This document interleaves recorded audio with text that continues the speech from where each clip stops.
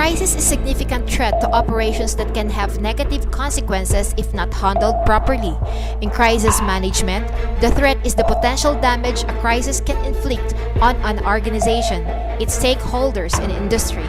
The crisis management planning is not only about being better equipped to effectively respond to specific incidents. Developing a crisis management plan also helps teams to identify potential threats as they plan and game out the task, communication, and information they will need to deal with those threats.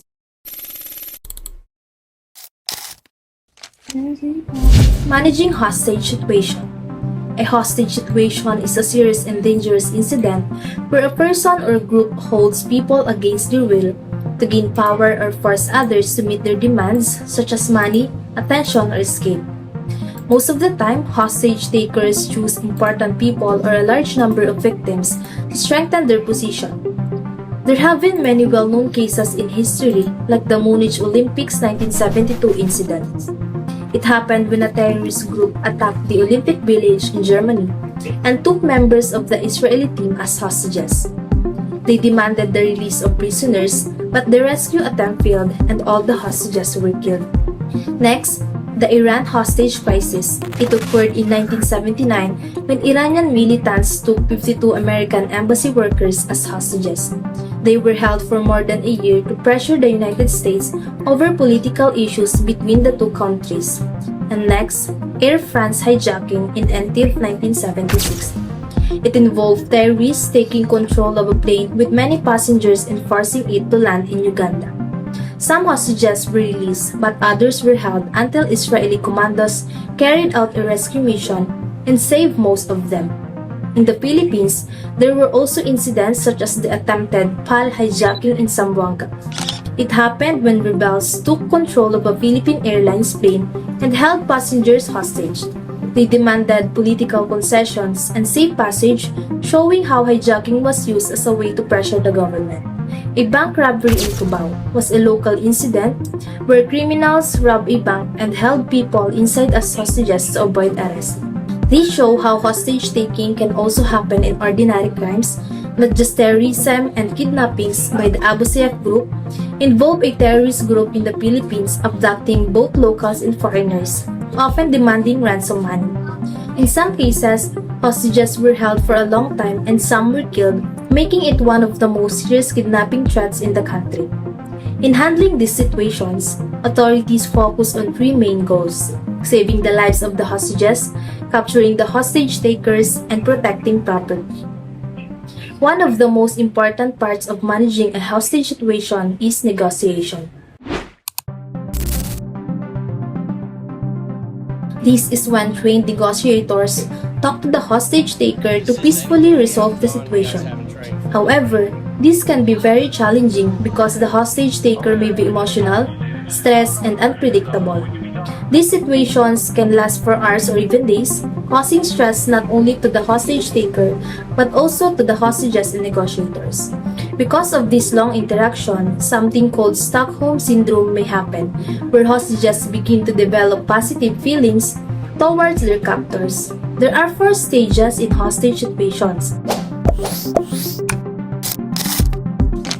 First is the alarm stage, which is the most dangerous because the hostage taker is very emotional and may act aggressively. Second, the crisis stage, where negotiation begins. During this time, the hostage taker may give unreasonable demands and the hostages may feel alone, trapped, and confused about them. Third is the accommodation stage, which is usually the longest and calmer but still tense.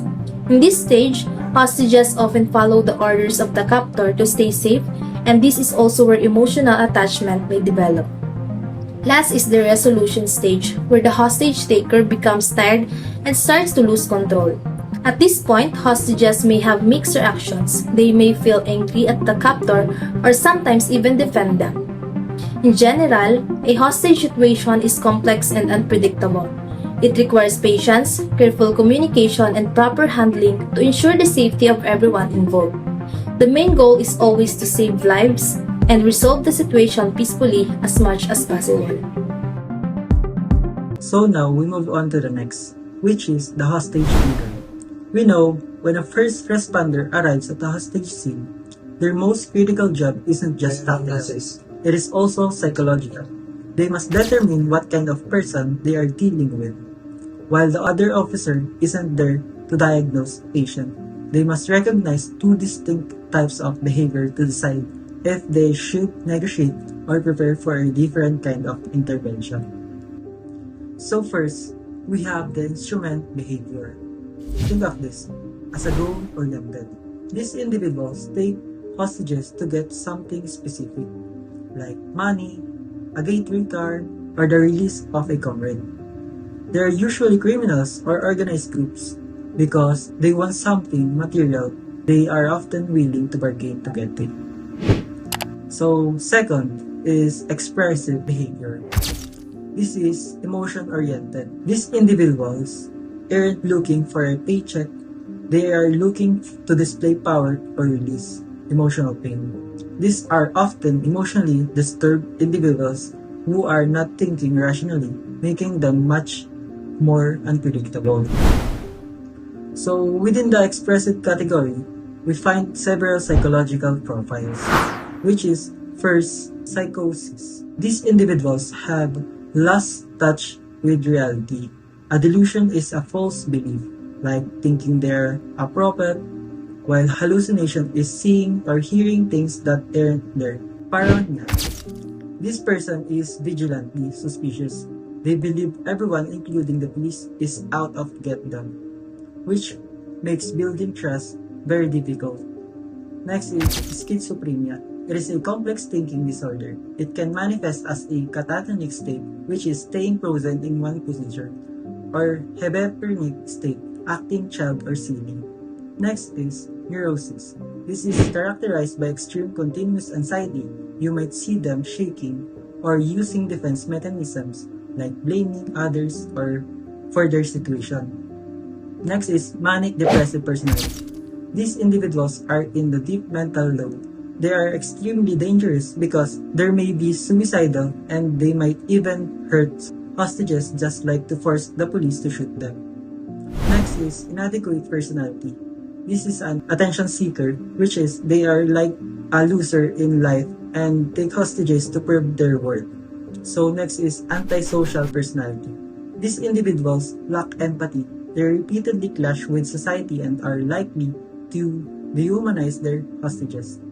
This makes them very dangerous because they feel no guilt for the harm they cause. The situational hostages takers. This is often domestic situation. A person's relationship breaks down and they take their own family members hostage to force the relationship to continue because they are afraid being alone. Often, they use alcohol or drugs to find the courage to do it. Next is terrorists. These groups use hostage taking to sow fear and chaos. Their action bombings, assassinations, and property destruction are designed to create unrest on a national or international scale. Next is variegated criminals. These are your bank robbers gone wrong. They didn't plan to take hostages but they got cornered by the police. Their primary goal is to escape. They use hostages as a human shields to ensure they can demand money or a gateway car and live safely. Next is prisoners. We have prisoners often driven by boredom, hostility, or poor prison conditions like bad food or lack activities. They revolt against the guards or the house's rules. Their behavior is a reaction to feeling trapped or mistreated with a system. So in short, it is instrumental. They want a deal. If it is expressive, they want to be heard or to vent their pain. Knowing the difference is the first step toward a peaceful resolution.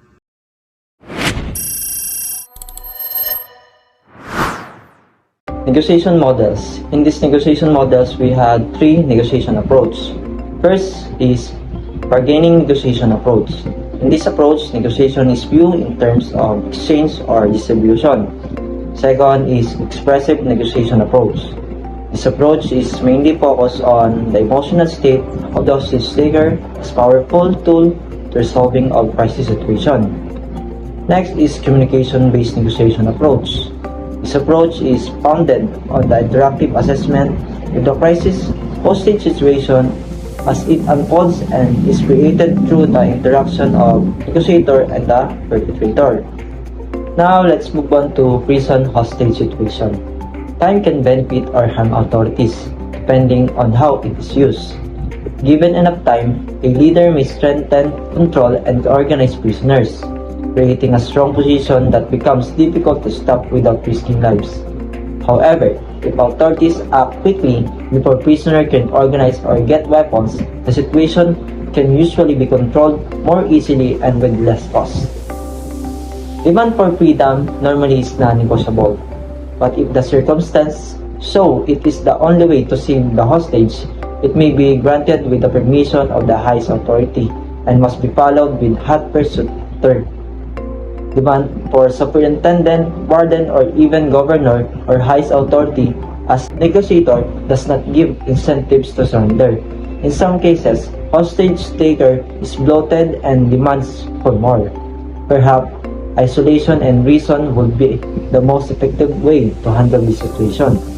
Techniques of kidnap hostage success.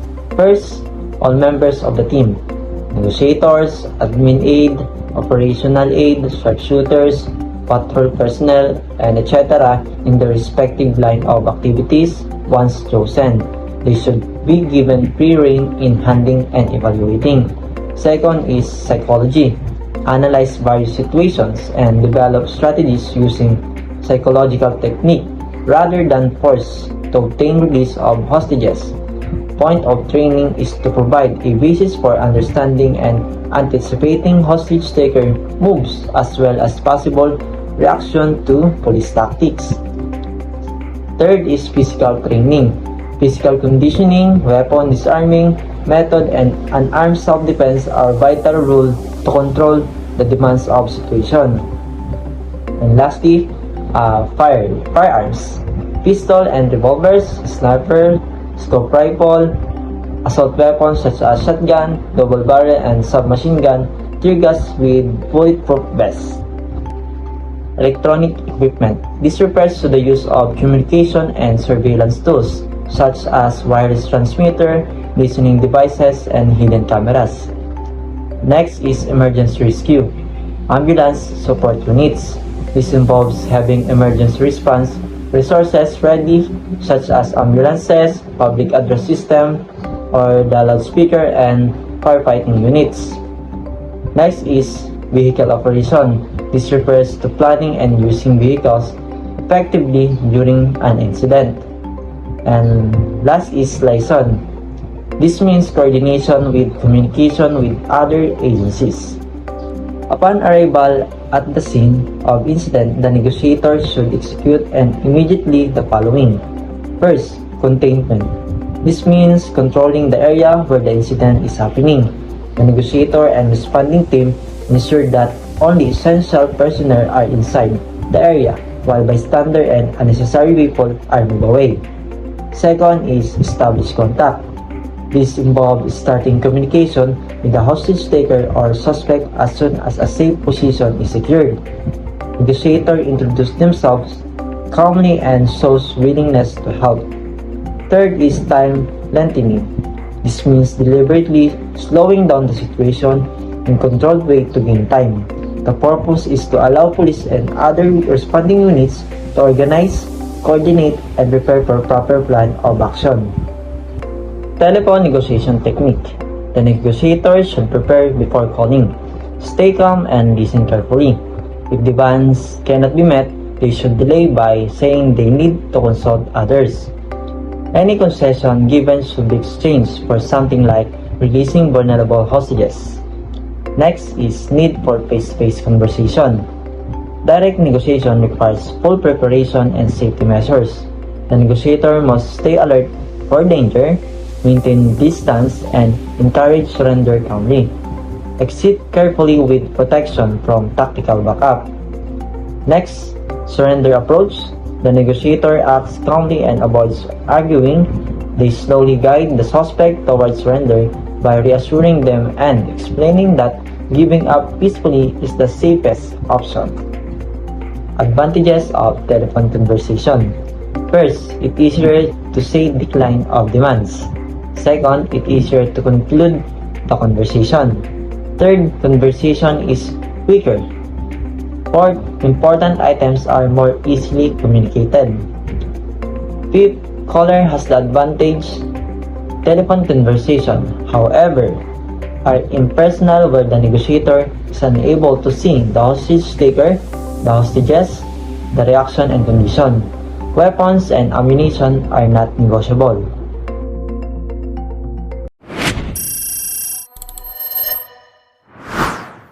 Hostage taker and negotiator relationship. Number 1 is the trust and rapport, and number 2 is the deceit. First, what is rapport? Rapport is the state of mutual understanding, and it is the bridge that allows for effective communication even when parties have conflicting goals. What is the help of trust and rapport and deceit? A negotiator might build trust and rapport by listening empathetically to a hostage taker's grievances to lower their guard, while simultaneously using calculated deceit by pretending a requested escape vehicle is being fueled up just to buy more time for tactical teams to secure the perimeter. The next is rules of providing answer. First is delay. Impress hostage taker, even simple demand is hard to get, that you need to talk with commander or other people. Next is get something in return for every concession granted, like aged, sick, and young hostages. And lastly, don't give concession at once, subject to interpretation that you could get easily. In rule number 1, use strategic delay by making even small requests appear difficult to fulfill, such as claiming you must consult with a commander to stall for time and lower the subject's expectations. Rule number 2, ensure that every concession granted to the subject is traded for something of value, such as the release of vulnerable hostages, the sick, elderly, or young, to maintain a balance of power. And lastly, avoid granting any demand immediately, as a quick agreement may lead the subject to believe you are weak, or that they can easily manipulate you into granting much larger concessions later. In face-to-face negotiation, there are some things you need to consider. The first is don't be over-anxious. It means don't be excessively worried or nervous. Number 2, wear body armor. Third is have tactical backup or the sniper. The fourth is traps at doors or windows. Number 5, entering without gun being pointed at you. Number 6, face-to-face mountain distance. A is the person's distance, 1 to 3 feet. Letter B is the intimate distance, about 6 inches. And lastly is the withdrawing facing hostage taker slowly backing out of the door. Effects of time. First is hostage taker will wear down emotionally or psychologically. The next is the hostage taker has more demand for food and water. Anxiety reduce. Hostage taker given chance to organize his true self. Hostage taker's rationality increase. A hostage taker and negotiator relationships improve. Hostage taker's demand may be reduced and Stockholm syndrome may be developed. Emotional and psychological wear. As time passes, the hostage taker's adrenaline level drops, leading to physical and mental exhaustion that makes them less likely to maintain a violent or aggressive stance. Next is the increased demand for basic necessities. The longer the standoff lasts, the more the hostage taker is forced to focus on biological survival, such as the need for food, water, and sleep, which creates opportunities for negotiation. The third one is the reduced anxiety and self-reflection. Once the initial panic phase of the incident subsides, the hostage taker's anxiety level often decreases, allowing them to drop their guards and act like their more true self. The fourth is the increase in rationality. Time allows the emotional brain to quiet down, enabling the hostage taker to think more logically about their situation and the consequences of their actions. The fifth is the improved relationship with the negotiator. Extended communication builds a level of rapport and familiarity. The negotiator stops being a voice of the law and starts being seen as a human being or even a helper. The sixth is the reduction of initial demands. As the reality of the situation sets in and the hostage taker tires, they often realize their original, perhaps demands are unrealistic and become willing to settle for less. And the last is the development of Stockholm Syndrome. Over a long period, a complex psychological shift may occur where the hostage begin to sympathize with their captors or captors begin to sympathize with the hostages. It is sometimes called the Lima Syndrome. Planning and preparation for hostage situation. In a relatively small town or community where it could merely depend on a small contingent of police force, it must, for purpose of preparation, designate a crisis management task group. It only tends to tell that even if a police force is small, they must decide who is in charge and what everyone's job is before a crisis happens so they don't get overwhelmed. Next is the designation and duties. First is the field commander. Field commander takes charge of all forces.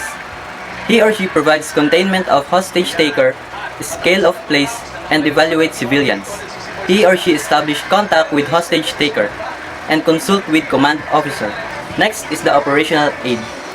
The role of the operational aid is to report to yield negotiator, set up temporary headquarters, coordinate assignment of off-duty personnel arriving at the scene, assisting units as necessary, and relay orders or information to involved personnel or receive requests. The third is the administrative aid. The role of the administrative aid is to report to off-field negotiator, supervise temporary headquarters, maintains records of personnel and units at scene. Next is the patrol personnel. The patrol personnel contain hostage takers or the perpetrators and help evacuate civilians out scene. And lastly is the assault team with one leader. The assault team has sharpshooter with high-powered arms on flak vest or the protective armor, chemical agent, and need facilities, two-way radio for each of the above and what to do, which is set in single frequency or the strict discipline needed, and communication to originate from operational aid, form of orders, request, or updating information. What is important? The first is the dry run or the practices. It is important because it identifies flaws in the plan before they become fatal. It ensures the team can take control of the environment immediately because they have already lived the scenario in training. The second one is the considerable screening or choosing the right people. It is important because beyond just skills, this point emphasizes autonomy. Once a qualified team is chosen, they must be trusted to do their jobs. If a high-ranking officer who isn't on the ground starts counter-mandating or reversing orders, it creates confusion, bundled resorts that can lead to disaster. Next is the clear command for all units. It is important because if a patrol unit doesn't know who is in charge, they might take action on their own, like firing a shot that ruins the negotiator's work. Everyone must know exactly which single person is giving the go or stay orders to prevent accidental crossfire or conflicting actions. And lastly is the top-down rescue efforts. Rescue operations require perfect timing. A top-down approach means that there is one brain directing the entire body. This prevents individual units from making independent decisions that could compromise the safety of the hostages or the rest of the team.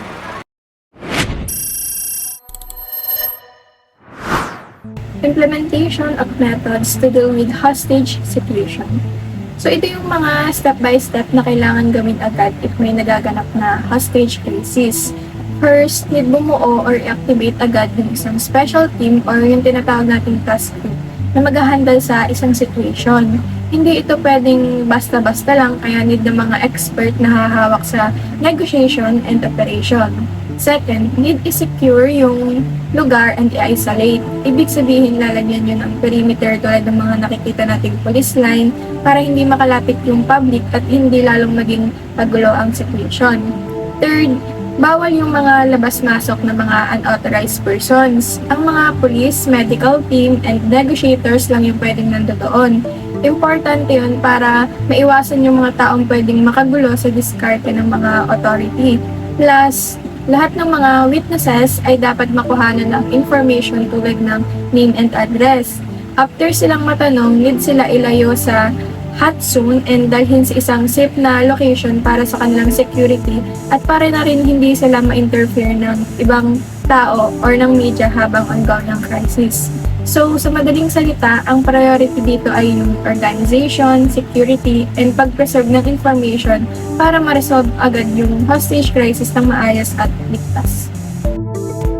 So, So, ano naman yung key role sa isang hostage situation? First, yung the ground commander. Siya yung overall in charge sa lahat. Lahat ng division and command ay magagaling sa kanya. Second is yung the negotiators. Sila naman yung taong itinalaga ng ground commander para makipag-usap sa hostage taker. Strict rule rito yung bawal makipag-usap ang kahit na sino sa hostage taker nang walang go signal or clearance mula sa negotiating panel or kay ground commander. Iwas gulo yan para hindi lalong magpanik ang salarin. Third is yung assault team. Ito naman yung plan B. Sila yung naka-standby para lumusog kapag nabigo ang negotiation or kapag kailangan na ng pwersa. Dapat din silang naka-uniform para mabilis silang makilala. And bawal din silang gumamit ng bonnets or maskara para malinaw na sila ay mga authority at hindi mapagkamal ang kalaban. Meron din tayong mga negotiation rules. First, stabilize and contain the situation. Bago ang lahat, kailangan pakalmahin yung gulo. Containment means hindi na dapat lumawak pa or lumabas sa area ang threat. Select the right time to contact the hostage taker. Timing is key. Huwag basta-basta susugod or tatawag. Dapat tinatansya kung kailan mas open makipag-usap ang salarin. Take time when negotiating or allow hostage taker to speak. Huwag madaliin ang pakikipag-usap kasi yun yung paraan para palipasin ang oras or para mapagod ang suspect. Hayaan siyang magsalita para mailabas niya yung mga sama ng loob or demands niya. Don't offer anything or never say no. Huwag unang mag-aalok ng kahit na ano. Hayaan na siya yung humingi or kahit imposible yung gusto niya, huwag sasagot ng direct na no dahil baka matrigger yun ng violence. Soften the demands or humanap ng middle ground.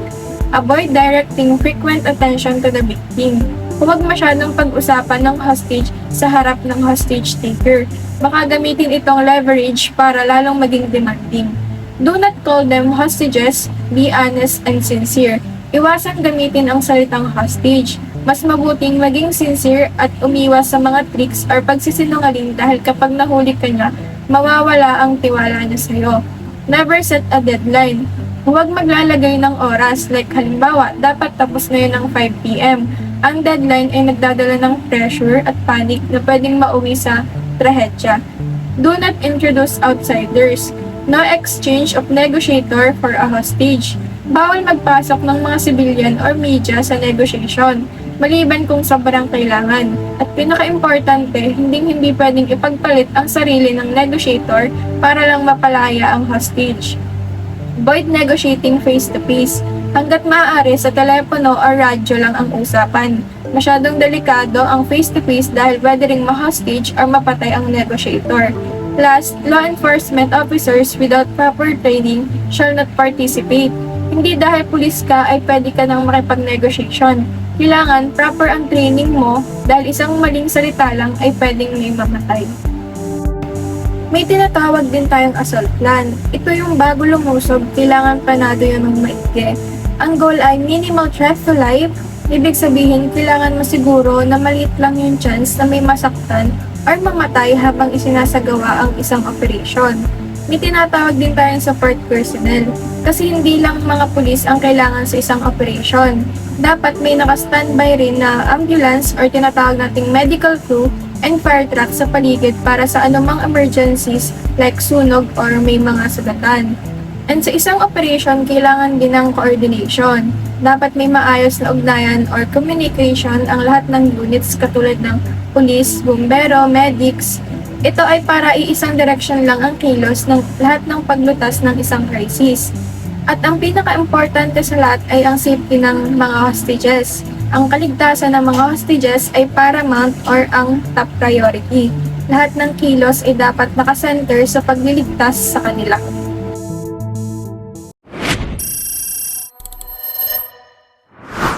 And for this part, I'm going to discuss about the three syndromes in hostage-taking incident. We have a Stockholm syndrome, Lima syndrome, and London syndromes. We'll discuss how it is happen, where they came from, and how common it is. Stockholm syndrome is the most common or most famous among the three. It occurs when hostage taker or abuser begin to sympathize with the captors, sometimes even defending them or refusing them to cooperate with authorities. Stockholm Syndrome, coined by Neil Bizarot, he was a Spanish criminologist and psychiatrist who served as a consultant for the police during the 1973 robbery located in Stockholm, Sweden. He invented the term to describe hostages and expected loyalty to the captors. According to FBI, 8% to 27% of the victims shows of Stockholm syndromes, and modern experts argue it isn't a syndrome, but all about a survival strategy. You may have heard Stockholm Syndrome mentioned when people talk about things like true crime or Beauty and the Beast. But what is it really? Where did the term come from? Why does it happen? And how common is it? Well, you're in luck for some answers. We did the research so you don't have to. The robbery that named the condition. Stockholm Syndrome is generally defined as the occurrence where hostages form emotional attachments to their captors and/or begin to feel sympathy for them. Criminologist and psychiatrist Nils Bejerot first coined the term Stockholm Syndrome in 1973. That year, 4 people were held hostage during a bank robbery in Stockholm, Sweden. Yet, upon being released, the hostages didn't show any anger towards their captor. Instead, they defended him and even refused to testify against him in court. Since then, Stockholm Syndrome has been spotted in various situations, not just hostages and kidnappings. It has been recorded in victims of sexual abuse, human trafficking, discrimination, terror, and political and religious oppression as well. The circumstances that create it. Psychologists believe that this reaction happens as a coping mechanism and can occur as a result of hopelessness and frustration. A victim may feel the police aren't doing their job well enough, which creates a resentment that the captor can relate to. However, the victim doesn't automatically agree with their oppressor. In almost all cases of Stockholm Syndrome, the captor has to spend face-to-face time with the victim for this to occur. Gradually, the victim may start to view them more as a person than a villain. The dark results of Stockholm Syndrome. Once released, victims of abduction or those situations listed above may develop the following symptoms: compassion for one's captor, refusal to admit their wrongdoing, flashbacks of the event, increased aggression, depression, guilt, and post-traumatic stress disorder. They may also develop a dependency on their aggressor, where they feel they cannot survive without them. The good news is most people in hostage situations do not develop Stockholm Syndrome. The rarity of captor compassion. The FBI's hostage barricade system says that 92% of people in these circumstances do not present any symptoms that would indicate Stockholm Syndrome. However, it is still very real and should be taken seriously. How serious can it get? Each person's reaction to a hostage situation is different. However, there are a few famous examples where the attachment one had to their abductor went very far. Natasha Kampusch. Natasha Kampusch was abducted as a child in 1998. After her abuser's death, she kept a picture of him in her wallet and even bought the house she was held in. Patty Hearst. After Patty Hearst, the granddaughter of William Hearst, was taken by a terrorist group in 1974, the media went into a flurry. But, to everyone's surprise, she eventually joined the group that took her. Mary McElroy. Mary McElroy was kidnapped in 1933. After being rescued from her abductors, she claimed they were only businessmen. She visited them in jail and eventually committed suicide, leaving a note that said, "My 4 captors were probably the only people on earth who don't consider me an utter fool. You have your death penalty now. So, please, give them a chance." And now, let's talk about the second one, the Lima syndrome. It said the captor develops sympathy or emotional bond with the victim. This is effectively the inverse of Stockholm syndrome because in this scenario, the abductors or the captors become empathic toward the needs and well-being of their prisoner. It was named after the 1996 crisis at the Japanese embassy in Lima, Peru. Members of militant group took hundreds of people hostages but began to sympathize with them. Lima syndrome is a rare situation and really trace with the hard percentage. Most people have heard of Stockholm Syndrome, the idea that hostages sometimes form emotional bonds with their captors. But far fewer know about the other side of the coin. Lima Syndrome. This is when the captor develops sympathy, affection, or even protectiveness toward the person they're holding hostage. It sounds surprising at first. Why would someone who's in control, even committing harm, suddenly feel compassion for their hostages? Yet, Lima Syndrome reveals how empathy can surface in extreme circumstances. And while most of us, thankfully, never find ourselves in an actual hostage situation, the psychology of Lima Syndrome has a lot to teach us about power, vulnerability, and the surprising ways connection can emerge in the most unlikely of places. The hostage crisis that named the condition. Lima Syndrome was named after a real hostage crisis that took place in Lima, Peru in 1996. During a lavish party at the Japanese ambassador's residence, members of a militant group stormed the mansion and took over 600 politicians, diplomats, and military officials hostage.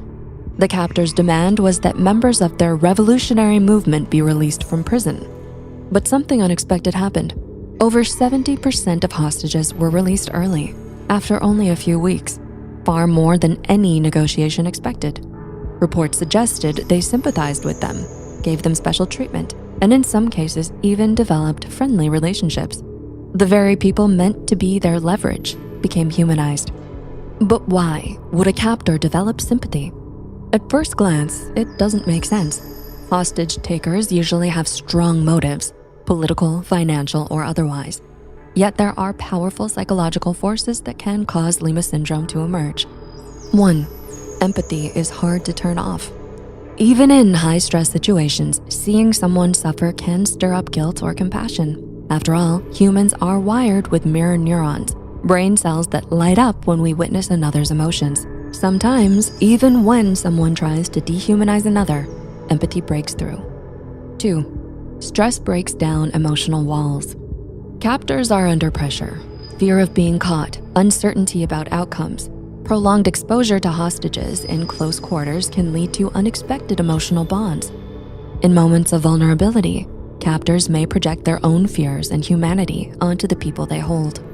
3. Power can shift into protectiveness. Oddly enough, having control can make a captor feel responsible for the well-being of the captive. What starts as domination can morph into caretaking. 4. It's harder to hate someone you get to know. Familiarity breeds connection. Sharing stories, eye contact, or even small daily routines can humanize both sides, blurring the lines between enemy and fellow human being. Lima Syndrome beyond hostages. Here's where it gets interesting. Lima Syndrome doesn't just belong in history books or crime reports. The psychology behind it, empathy emerging in uneven power dynamics, shows up in more everyday ways. For example, in workplaces, a strict boss who starts off cold or domineering may soften after seeing the struggles of an employee, developing protectiveness instead of distance. In parenting, parents sometimes begin with rigid expectations only to loosen up when they truly empathize with their child's feelings. And in relationships, a partner who holds power in a dynamic financially, socially, or emotionally may unexpectedly shift from control to caretaking when they recognize their partner's vulnerability. In each of these cases, the seed is the same. When someone in control begins to see the full humanity of the person beneath them, dominance can give way to compassion. What Lima Syndrome teaches us about empathy. On one level, Lima Syndrome might seem odd or even ironic, but it's a powerful reminder of how compassionate the human heart can be. We often assume power corrupts, that holding control makes people colder or more detached, and sometimes, most of the time, that's true. But Lima Syndrome shows the opposite possibility. Power can also open the door to responsibility, care, and surprising softness. This doesn't mean Lima Syndrome is always healthy. After all, it unfolds in a context of captivity and imbalance, but the psychology behind it offers a hopeful truth.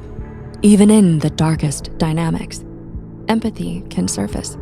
Unlike Stockholm Syndrome, which happens rarely but is widely known, Lima Syndrome is even less common and far less discussed.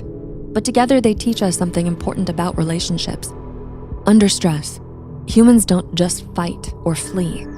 We also reach for connection, no matter how risky or irrational. When stripped down to our rawest emotions, we are wired not only for survival, but for belonging. Even in fear, empathy can override hostility. Even in power, care can seep in. And that, perhaps, is the most hopeful lesson Lima Syndrome has to offer. If empathy can emerge in something as extreme as a hostage situation, what does it say about our everyday lives?